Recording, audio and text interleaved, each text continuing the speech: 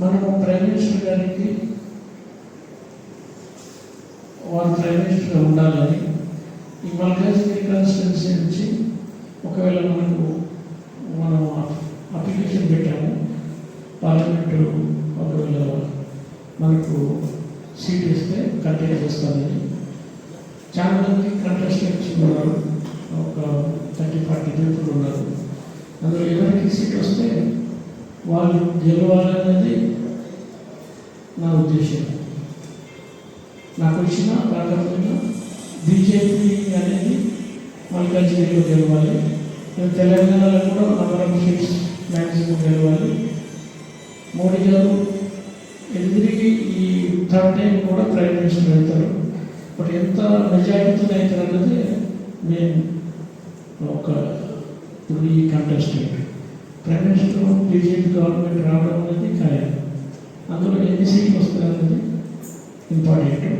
Number of seats maximum రావాలన్నది నా కోరిక. అందులో మల్కాజ్గిరిలో బీజేపీ గెలవాలన్నది నా ఉద్దేశం. Thank you. సంవత్సరాలు సేవ చేసాము.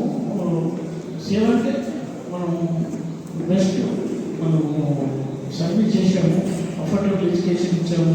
అక్కడ మంచి అంటే గవర్నమెంట్ అయితే ఎంతైతే స్పెండ్ చేసిందో స్టూడెంట్స్ మీద అంతకన్నా తక్కువ కాస్ట్లో మనం ఎడ్యుకేషన్ ఇవ్వగలిగాము. అది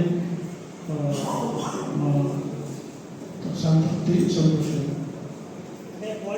ప్రైమ్ మినిస్టర్ గారి యొక్క హార్డ్ వర్క్, సిన్సియారిటీ అండ్ 10 yearsలో బీజేపీ గవర్నమెంట్ చేసిన విజయాలు, వాళ్ళ ఈ కామన్ మ్యాన్ వరకు కూడా ఒకప్పుడు బీజేపీ అయితే ఓన్లీ హై అండ్ పీపుల్కి సర్వీస్ ఉద్దేశం ఉంటే ఇప్పుడు ప్రైమ్ మినిస్టర్ గారు ఈ 10 years ఒక దళిత